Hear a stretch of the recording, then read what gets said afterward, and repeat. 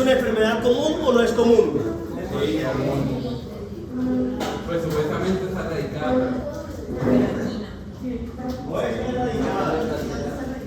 Se consideraba que la habían erradicado. Llegó el VIH y se jodieron todos. Llegó el COVID y los terminaron de joder. Porque todo el mundo vivía encerrado, porque todo el mundo vivía con hacinamiento.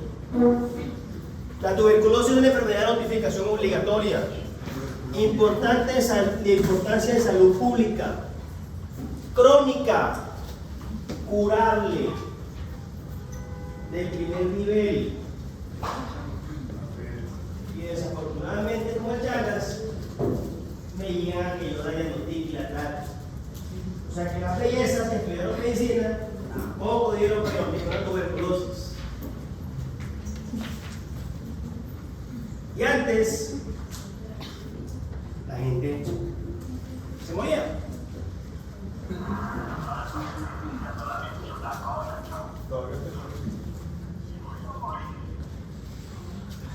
Entonces, la gente se moría de tuberculosis.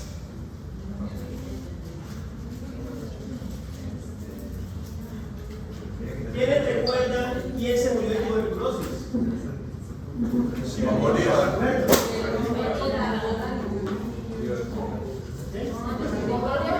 Martín Botánico. El de la Quinta San Pedro. ¿Ese man quién es? Ah, Libertador Simón Bolívar. El papá de Chávez.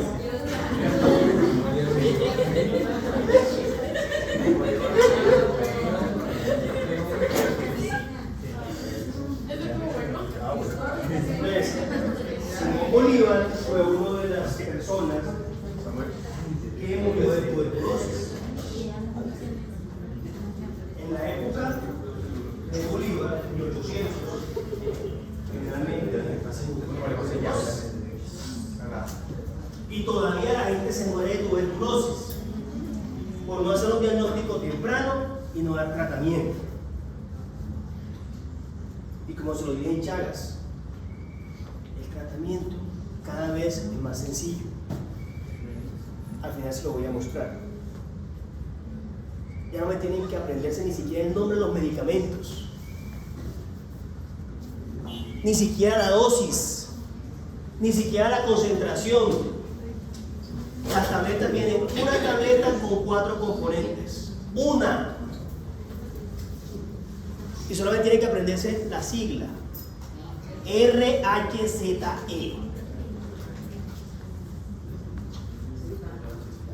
R de rifampicina.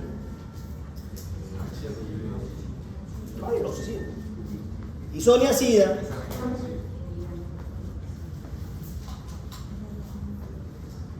Etambutol, espinacelamida. La Z de espinacelamida. RHZE.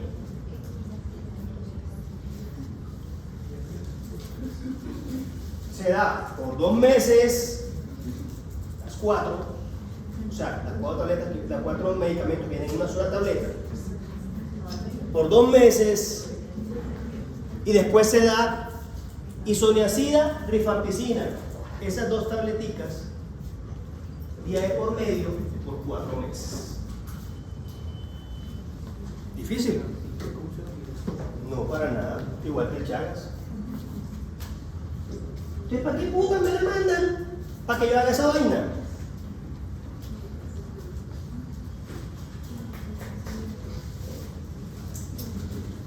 Producida por el Mycobacterium tuberculosis, que es un bacilo ácido alcohol resistente, sin Nielsen, que cogía la promotora de salud. Señor, bota aquí su gargajo, se inspectore aquí. Mañana vengo otra vez y vuelve inspectore. Mañana vengo otra vez y vuelve inspectore. Coja su catarro, póngalo en un portaobjeto y miro el microscopio. Y buscaban los bacilos de Koch o Mycobacterium. Lo que siempre pregunto, una cruz, 2 cruces, 3 cruces. ¿Cuántos bacilos había en cada campo? O en 100 campos o en 50 campos. Eso me decía, una cruz, 2 cruces, 3 cruces. Salida positiva de un tratamiento. RHZE por 2 meses y después isoniazida rifampicina por 4 meses más día de por medio. Éxito del tratamiento 100%.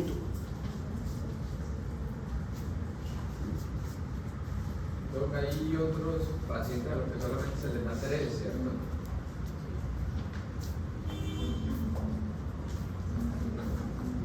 Paciente que me haga una reacción adversa a la isoniazida o a la rifampicina, le doy 3. Pero el tratamiento básico de la tuberculosis es isoniazida, rifampicina. Son los 2 medicamentos básicos. Y las pruebas de susceptibilidad y las pruebas de cultivo están basadas en esos 2 componentes. Y por eso se hace bien esto. Yo no quiero que ustedes se vayan de aquí, que ustedes me traten, me diagnostiquen la tuberculosis pulmonar de primera vez. Y se me complica. Si es una multiresistente, al menos que ustedes empiecen la primera fase y ya si determinan extenderla o no la segunda fase, porque VIH, porque hizo fracaso o otra cosa, ¿listo? Eso es algo diferente. Yo lo que quiero que saquen de aquí hoy es que ustedes pueden diagnosticar y tratar una tuberculosis desde el primer nivel. Y no que me llegue al segundo nivel para que ya la diagnostique. ¿Qué tengo que tener en cuenta? Que es crónica, o sea, tos y expectoración más de 15 días. Ahí sí hace importancia, más de 15 días es crónica. Eso es un sintomático respiratorio. Eso es lo que hacen las promotoras de salud. Iban de pueblo en pueblo, de vereda en vereda, de casa en casa, buscando sintomáticos respiratorios. Eso ya se perdió. Y es lo que de pronto yo admiraré de su tío Pedro. Cuando diga que otra vez la medicina vaya al primer nivel, a buscar los sintomáticos, a buscar los enfermos, otra vez. Así como cuando buscaban a los de la lepra. Así como que buscaban a los del polio. ¿Cómo erradicaron el polio? Buscando a los pacientes, buscando a los niños, dándole la vacuna en la casa, buscando el sarampión. Aquí en Colombia erradicamos el sarampión, pero en Venezuela no. Y después lo traemos para acá atrás. Listo. Es una pandemia a nivel mundial y aquí está Simón Bolívar.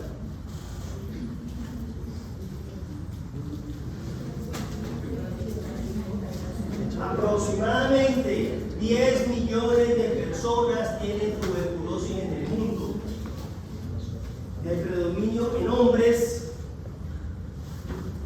y muchas veces mortal en niños. En los niños es mucho más difícil el diagnóstico y generalmente lo toman de jugo gástrico porque ellos no dan para expectorar. Y por eso demoran el diagnóstico de la tuberculosis en los niños. Pero no es el caso. Vamos a hablar de los adultos o los que tienen capacidad de botar acá. En Colombia,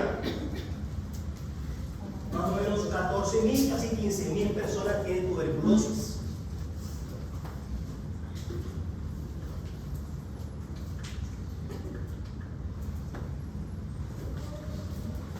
Y las enfermedades que más están relacionadas con la tuberculosis son la desnutrición, la coinfección con VIH, que por eso en Estados Unidos y en Europa no había tuberculosis.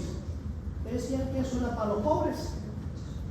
Le llegó el VIH y se jodieron todos con el COVID, que dio a las grandes altas. Pero sigue manteniendo los mismos pilares: hacinamiento, contacto estrecho,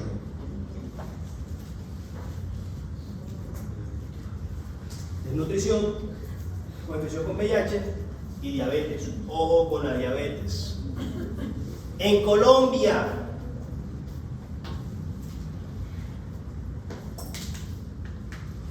está en todas partes, pero donde hay más generalmente son en la Amazonía y Orinoquía. Pero no quiere decir que en zonas como Barranquilla, Cali, Antioquia no haya. Realmente son zonas de alta prevalencia. Afortunadamente,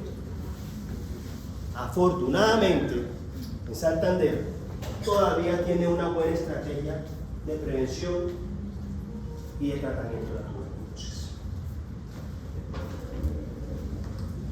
Lo que a ustedes les gusta, historia natural de la enfermedad.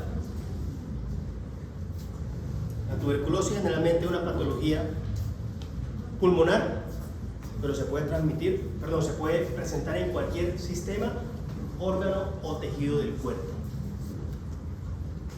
El Mycobacterium habita generalmente en las zonas apicales del pulmón,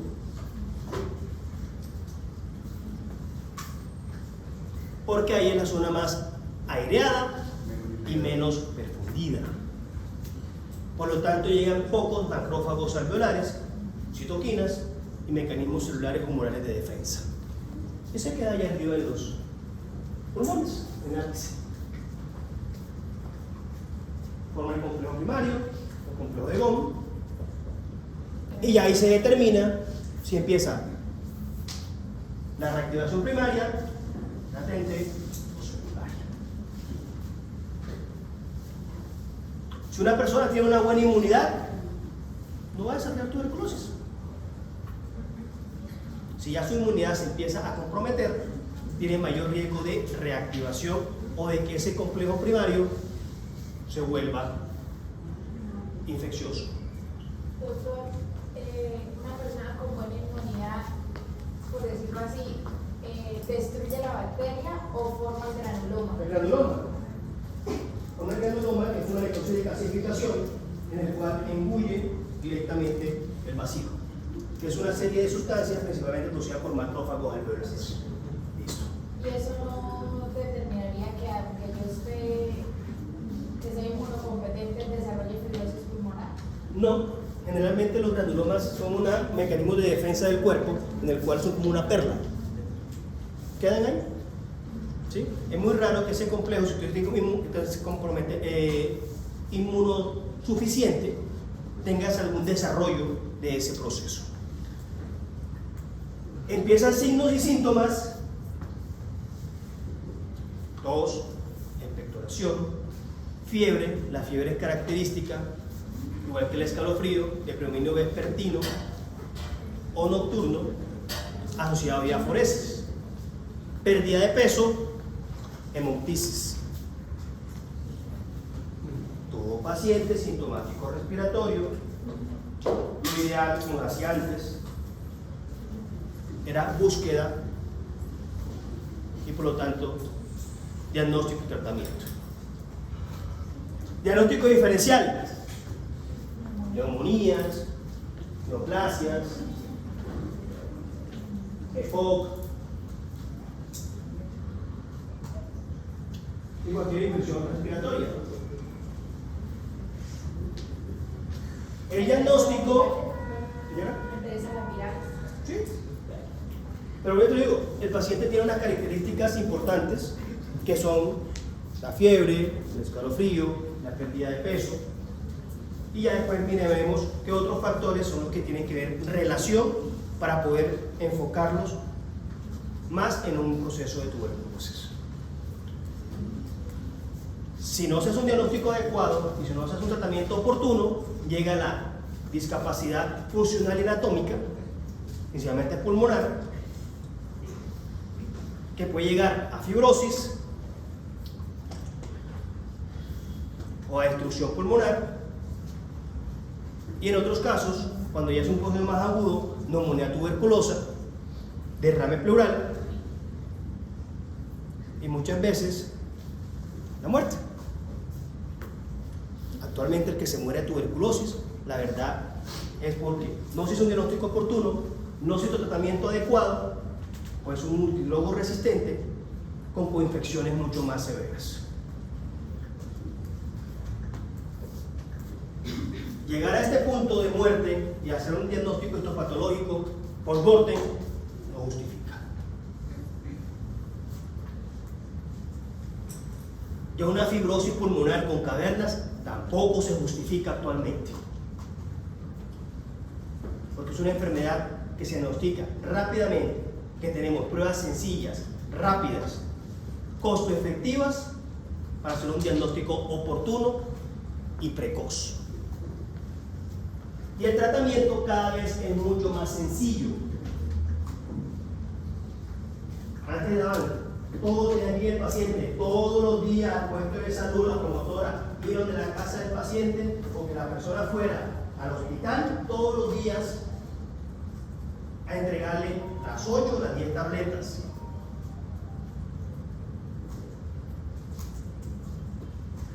Actualmente son una sola tableta, los 4 componentes como les decía.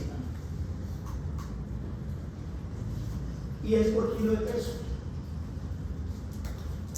Mucho más fácil.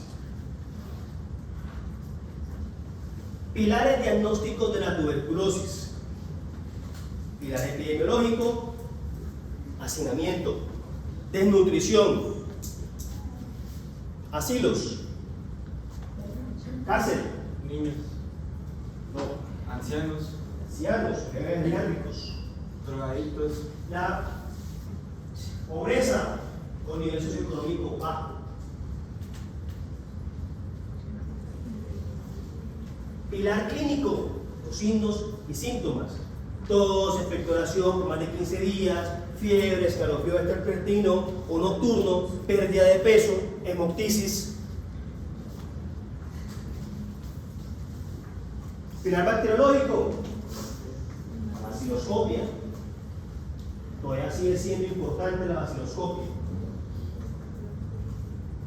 Ya no se hace como antes, o no es obligatorio, que tomar la muestra todos los días por 3 días de la mañana, preferiblemente sin lavarse los dientes. Lo ideal es que hagan las 3 muestras, si es posible el mismo día, para evitar que los pacientes se vayan, a menos que usted esté en un pueblo donde tenga contacto estrecho con ese tipo de personas. Pero se pueden tomar las 3 muestras el mismo día. Que no sea saliva. Pilar radiológico, en el cual la radiografía puede ser importante. No necesariamente no tener manifestaciones radiológicas no quiere decir que no tenga tuberculosis, si la puede tener. Pero cuando hay manifestaciones radiológicas, es mucho más eficiente de diagnóstico.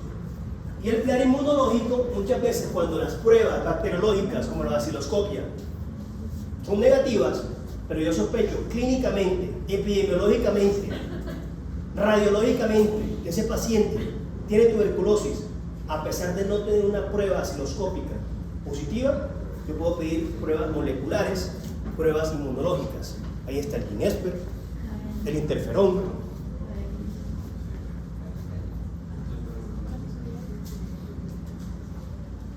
la tuberculina, o el T-spot que llaman los gringos.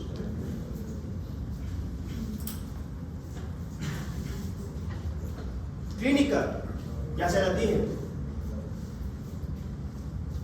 Pero en esta gráfica demuestra que puede ser en cualquier órgano o tejido del cuerpo. Hay tuberculosis ganglionar, tuberculosis de los huesos, mal de Pott, tuberculosis cutánea, cerebral, meningia. Pero la ahorita quiero que de todos modos se lleven, la idea es diagnosticar al menos la más común, que es la pulmonar. Diagnóstico, baciloscopia. ¿Qué otro diagnóstico? Radiográfico, que es lo que tenemos a la mano. Tiene que ser costo efectivo y costo eficiente. La menor cantidad de recursos posibles para hacer diagnóstico y tratamiento. Ya cuando llego a una fibrobroncoscopia, un lavado broncoalveolar o un cepillado bronquial, es porque tengo manifestaciones radiológicas, manifestaciones clínicas, y no encuentro una baciloscopia o una prueba inmunológica que diga que tenga tuberculosis, pero que clínicamente pienso que tiene tuberculosis. vaciloscopia. La clínica con el cultivo y la radiografía. Creo que el BCAD y el INEXPER y el ADA, todo eso, ¿dónde irían?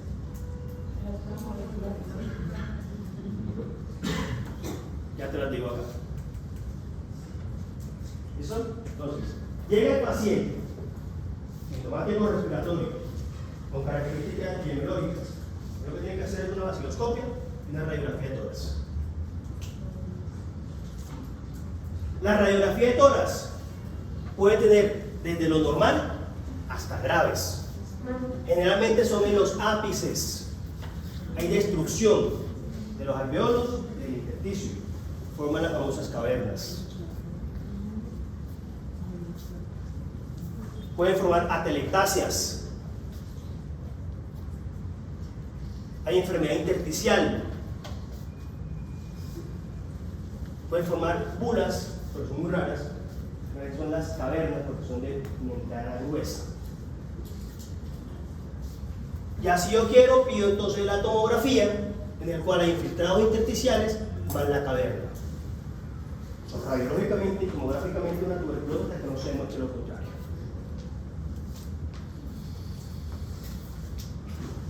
Tengo una serie de laboratorios o de estudios paraclínicos para tener ese diagnóstico. Las pruebas de sensibilidad, las pruebas moleculares, la biopsia, el ADA, la tuberculina o el T-spot, el interferón o cuantiferón,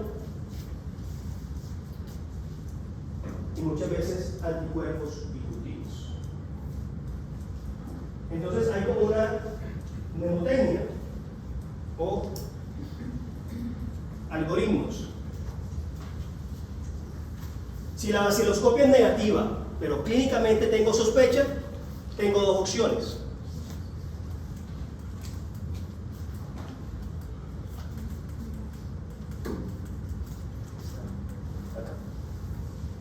Si la vaciloscopia es negativa, yo pido INEXPER, pido interferón.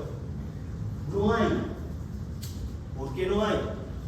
Porque estoy en un primer nivel, porque estoy en un segundo nivel, porque es costosa, porque demora.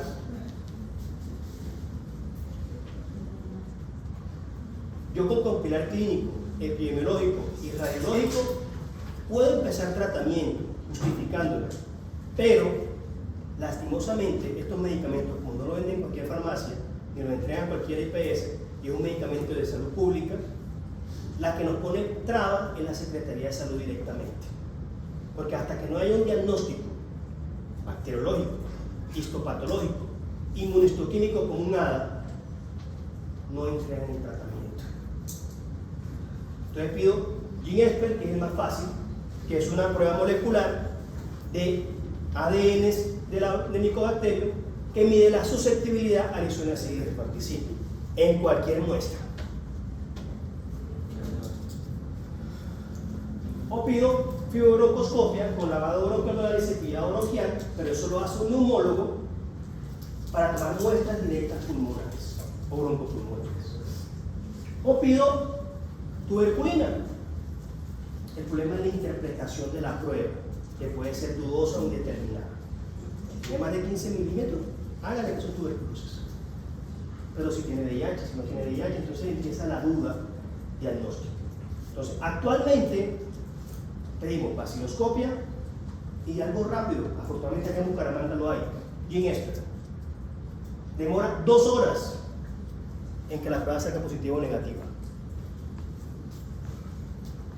Ya no necesita tanto biopsia ni fibrobroncoscopia. Pero quiero que se lleven hoy de primer nivel que todavía con la vaciloscopia, si es una cruz, si es 2 cruces, si es 3 cruces, se hace el diagnóstico todavía de la tuberculosis, basado en la clínica, la epidemiología, la vaciloscopia y la radiología. Como se hacía hace 20, 30, 40 años. Y siempre toca tomar cultivos para ver la susceptibilidad. Pero los cultivos pueden demorar hasta 48 días para que salgan. Doctor, ¿y si la secretaria Secretaría de Salud dura mucho tiempo en autorizarme eso, yo tengo que aislar al paciente. Si usted tiene sospecha epidemiológica y clínica, ¿sí?, tiene que tratarlo como potencialmente infectado. Y tiene que darle las recomendaciones específicas. Al menos suelo 95, que su habitación esté abierta, aireada y que empiece a buscar en forma activa contactos.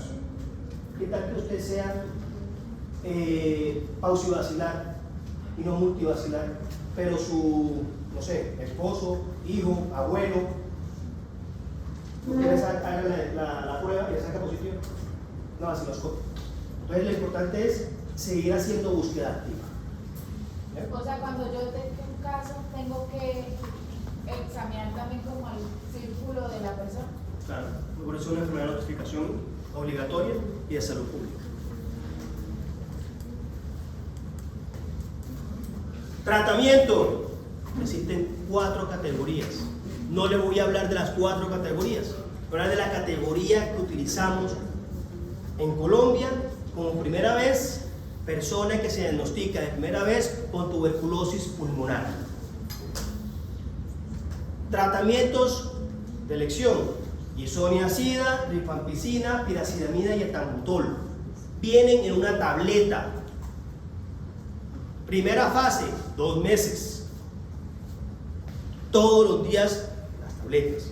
Segunda fase, isoniazida, rifampicina, interdiaria, o menos 3 veces por semana, por 4 meses. Y la tableta viene así. Si pesa menos de 37 kilos, 2 tabletas diarias. Si pesa entre 354 kilos, 3 tabletas diarias. Si pesa hasta 70 kilos, 4 tabletas diarias. Y si pesa más de 70 kilos, 5 tabletas diarias. ¿Por qué carajo no empieza el tratamiento de tuberculosis en primer nivel si eso ya está así? Hay una tablita que dice: si peso tanto, doy tantas tabletas. Si peso esto, doy tantas tabletas. Por 2 meses, tantas tabletas. Y por 4 meses, isoniazida y rifampicina, la misma. 2 tabletas interdiarias. Vienen o solas o combinadas. Porque todavía me llegan pacientes a segundo y tercer nivel, ya con lesiones pulmonares severas o con diagnóstico de tuberculosis, pero que el médico general no quiere empezar tratamiento.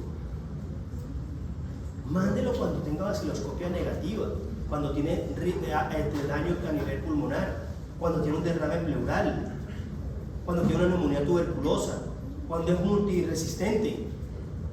Pero para hacer el diagnóstico primera vez, da pena.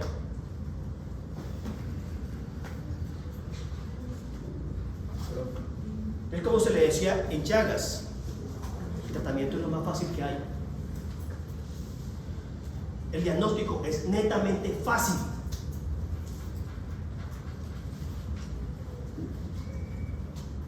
Y el tratamiento tiene que empezarse en primer nivel. Cuando yo llegué acá, o sea, hace 15 años, desde el primer nivel, empezar el tratamiento de leishmaniasis, de Chagas, paludismo, tuberculosis. Y ahora, remisión a medicina interna, o infectología, o neumología.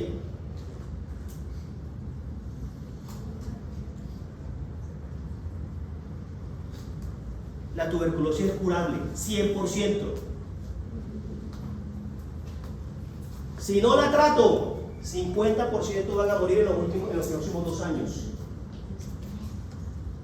25% ya en una fase crónica y el otro 25% se puede curar espontáneamente. Pero si la trato, 100% es curable.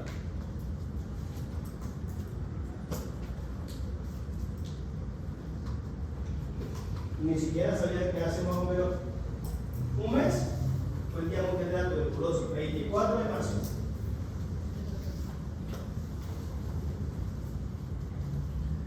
Ojalá se erradique la tuberculosis.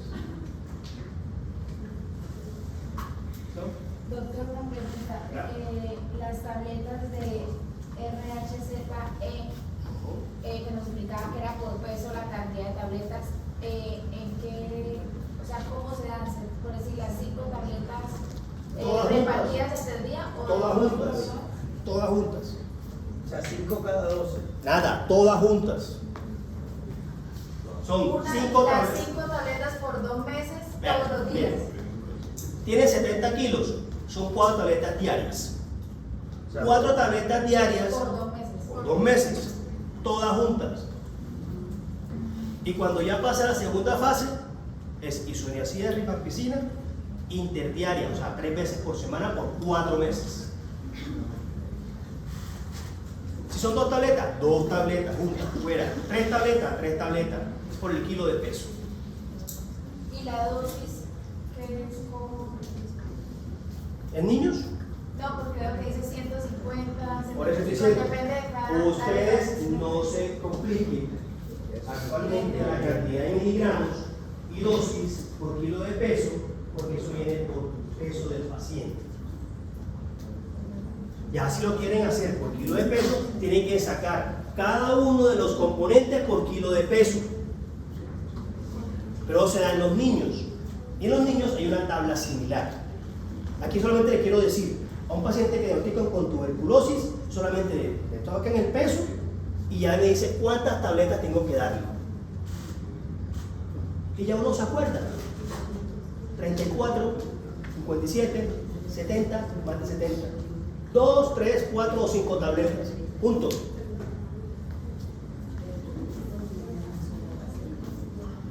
¿Listo? ¿Preguntas?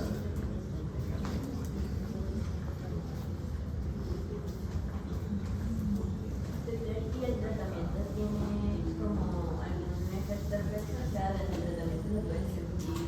Generalmente uno tiene que buscar los efectos adversos y las afectaciones de la isoniazida y la rifampicina. Generalmente tienen afectación a nivel hepático y síntomas gastrointestinales. Y una de las causas de suspensión de tratamiento es que hagan ictericia, colestasis o hepatitis tóxica.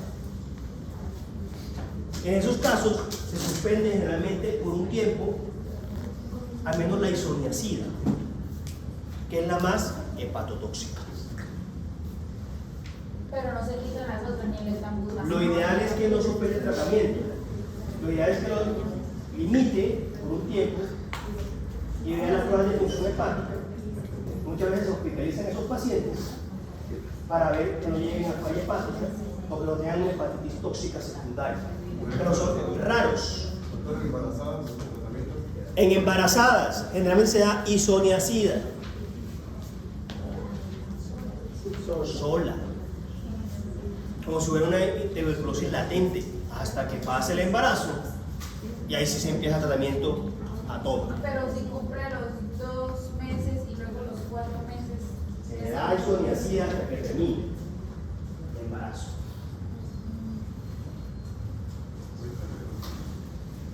¿No? Disculpe, buenas tardes, doctor. Yo quiero, probablemente usted lo dijo al comienzo del examen, pero me contar algunas cosas de la enfermedad.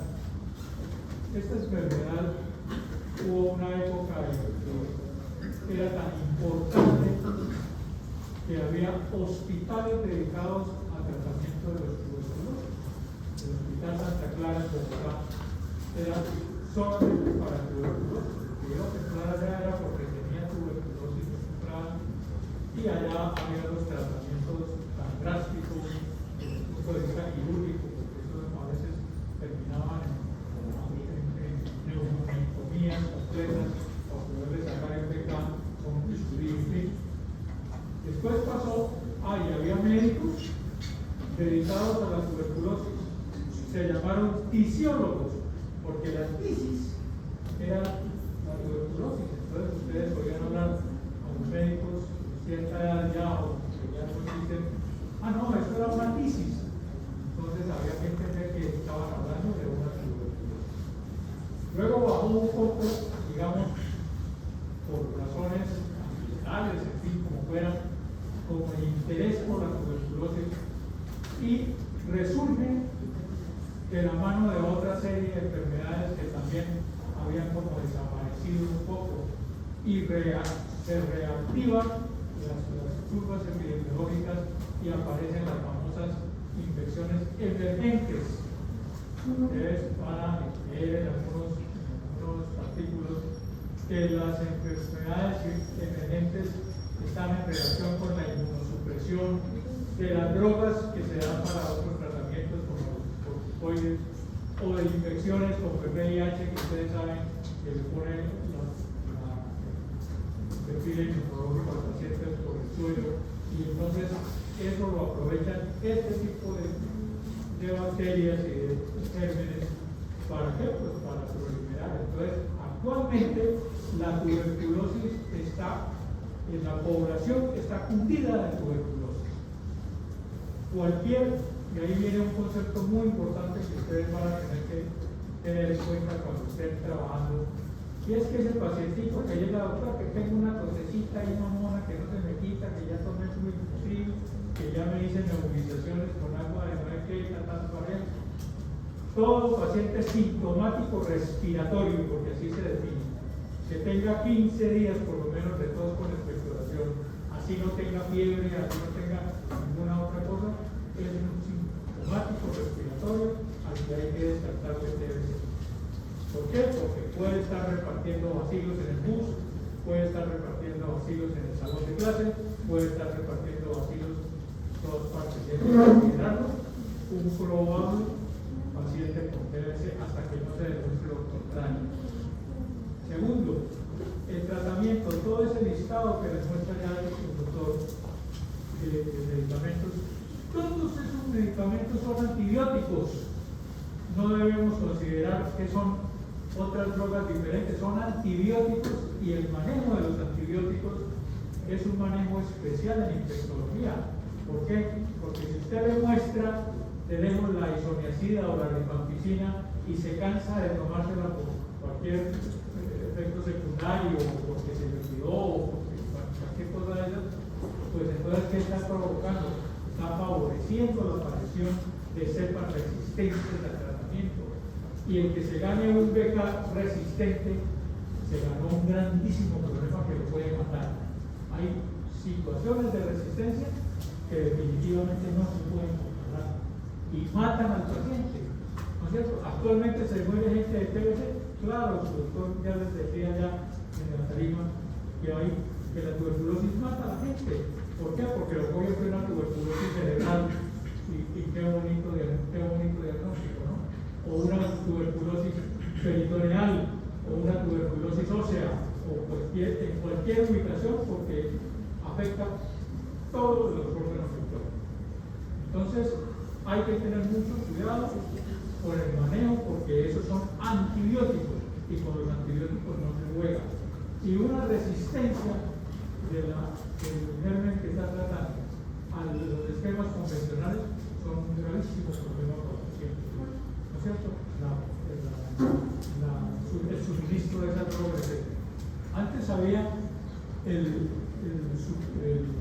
supervisado, ¿no? El diario supervisado, que era lo que decía el doctor, que el paciente obligatoriamente tenía que ir al puesto de salud a recibir las 8, 10, 12 pastillas que se tenía que tomar, y se las tenía que tomar en presencia del funcionario de salud. La auxiliar de enfermería era responsable de que el paciente se tragara las pastillas.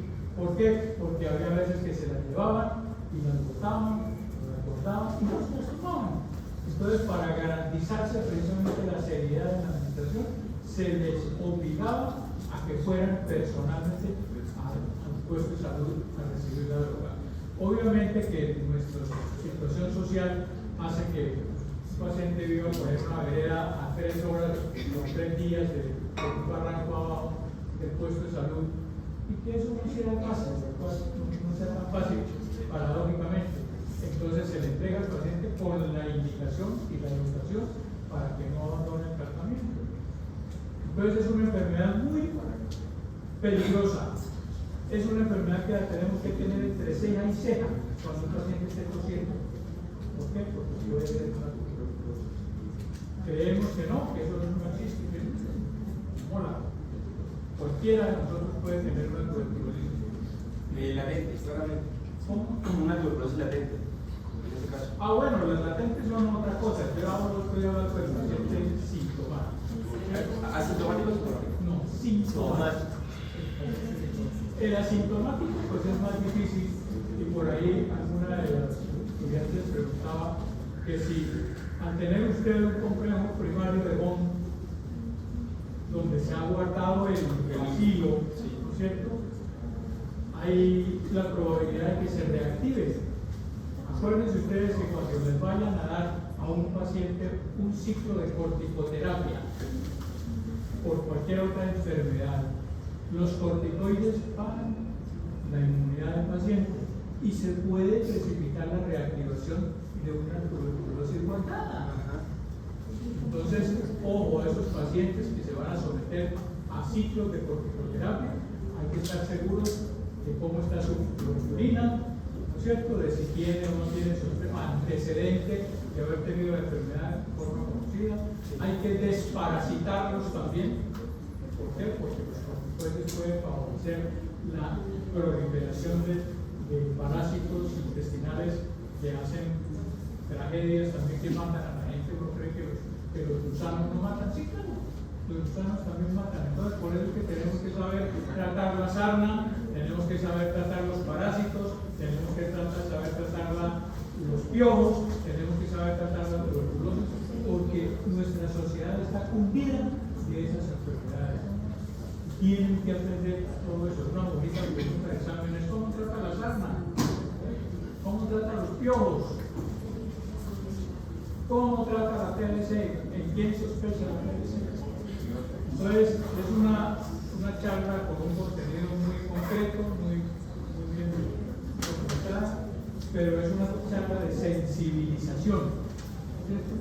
No podemos perder de vista.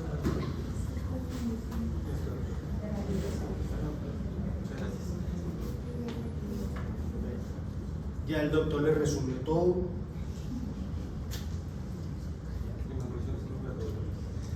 Entonces, las enfermedades de notificación obligatoria, las enfermedades de salud pública,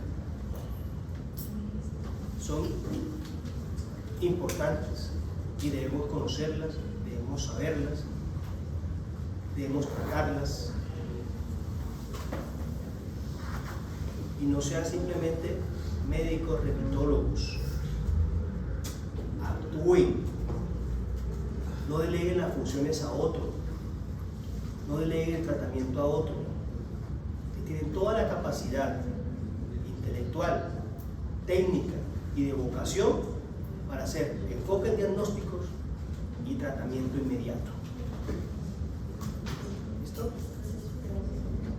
Entonces, la medicina o las enfermedades de antes van a ser otra vez emergentes actualmente. Y la medicina o las enfermedades de los pueblos ya no solamente van a ser de los pueblos. Vuelvan otra vez a hacer esas ganas, como teníamos de pronto nosotros, o el doctor, de hacer rurales en los pueblos, de enfrentarse a la gente y no de tener todas las medios diagnósticos y especialistas a la mano. Ya se los dije, la pirámide tiene que invertirse otra vez. Empezar de atención primaria a medicina especializada, no es medicina especializada a atención primaria. Y esta enfermedad de notificación obligatoria de salud pública, ¿ya? Como decía el doctor, tiene que buscarse y tienen que tratarse. ¿Listo? Listo, por hoy.